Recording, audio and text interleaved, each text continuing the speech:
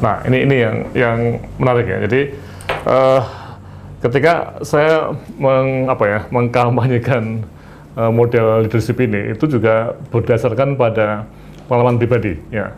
Jadi ketika menjadi dosen, saya mengalami jadi dosen hampir 30 tahun ya. Jadi ini kelihatan sekali, saya pribadi itu bukan sebagai jalur pemimpin struktural seperti mungkin Pak Heru ya, atau pelatihan ya, tapi lebih banyak membina karir sebagai pemimpin keilmuan. Nah, saya bisa merasakan betul dekan-dekan mana yang suportif pada para dosen dan dekan-dekan mana yang tidak begitu suportif. Itu bisa dirasakan dan bisa diketahui. Nah, apakah efektif ya? Jelas. Kalau dekannya itu suportif, itu kita sebagai dosen yang tadi harus memproduksi semacam pengetahuan baru, meneliti, mengajar, itu merasa senang karena diperhatikan. Termasuk tadi yang Pak Heru katakan ya, ada ruangan kerja yang baik atau fasilitasnya, ada dana untuk sekolah, naik pangkat pun juga disupport. Ini kita bergairah ya. Tapi kalau dekannya itu tidak begitu suportif, itu kita merasa seolah-olah kita tuh bekerja itu untuk apa? Jadi kadang-kadang juga ada sebagian dekan yang sifatnya seperti atasan betul ya, seperti bos betul ya. Nah, ini yang mungkin akan membuat kita tidak efektif ya. Oke, mungkin Pak Wisnu dulu Pak. Ya, saya kira ini sangat perlu sekali dimulai, dan ini dapat diterapkan ya di beberapa perguruan tinggi yang mungkin sudah agak agak tertata struktur organisasinya. Model-model semacam ini sebenarnya hanya membutuhkan komitmen dari seorang pemimpin universitas atau perguruan tinggi itu sendiri. Kalau pemimpinnya itu memberi satu contoh yang seperti yang disampaikan di dalam model-model tadi, saya kira nanti sangat berdampak sekali positif bagi kawan-kawan yang ingin meniti karir sebagai pemimpin keilmuan. Nah, ini tentunya perlu dukungan-dukungan. Nah, dukungan inilah yang harus didiskusikan di lembaganya masing-masing ya.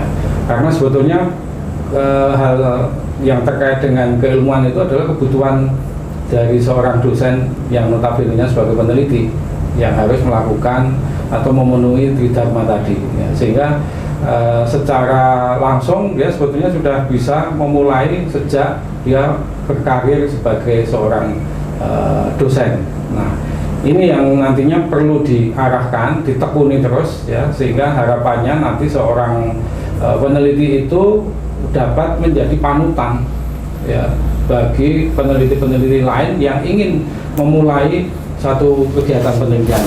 Saya mungkin punya model berawal dari satu kegiatan yang sama sekali tidak dilirik oleh banyak peneliti ya, tetapi saya menganggap satu kegiatan ini sebenarnya mempunyai nilai tambah. Judul atau topik ini memiliki nilai tambah, dan akhirnya setelah saya tekuni sekian tahun, sekian lama, saya punya jejaring internasional yang cukup bagus ya, dan beberapa kali saya mungkin sudah 2-3 kali sebagai visiting lecturer di luar negeri. Nah, ini sesuatu hal yang sebetulnya kita tidak perlu rendah diri dengan menjadi peneliti ya, dibanding menjadi pejabat struktural, tapi seorang peneliti pun apabila diperlukan dia bisa berkelana kemana-mana ya, tanpa memikirkan akomodasi tiket dan sebagainya, semuanya sudah ditanggung oleh mitra-mitranya itu. Nah, ini yang mungkin nanti mungkin dapat dimulai, saya kira itu. Ya. Saya kira memang pemimpin yang suportif itu sangat penting apapun yang terjadi, dan menurut saya pemimpin yang suportif harus sejak awal memang menghilangkan jarak antara dia sebagai pemimpin dengan komunitas yang berada di sekitarnya. Saya melihat beberapa contoh pemimpin struktural yang demikian dekat dengan komunitas yang dipimpinnya, dan itu menciptakan situasi yang sangat enak, situasi yang sangat santai, tetapi sekaligus menggairahkan. Jadi dalam beberapa kasus saya melihat misalnya pemimpin struktural ini memberikan kesempatan untuk berlatih bersama. Jadi saya melihat misalnya ada seorang dekan yang meminta bantuan setiap ketua jurusan secara bergiliran itu memimpin rapat kerja fakultas misalnya. Itu kelihatannya masalah sepele, tetapi sebenarnya itu menurut saya luar biasa, karena itu berarti ada penghargaan, ada apresiasi, dan sekaligus memberikan kesempatan kepada siapapun yang terlibat dalam kehidupan di fakultas itu untuk berperan, mengambil bagian.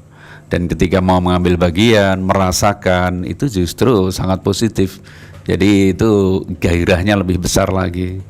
Demikian juga ketika dia harus jungkir balik misalnya, berusaha mencari relasi, mencari teman, rekanan untuk bekerja sama, itu ternyata pemimpin yang struktural, yang suportif, itu akan sangat positif nilainya.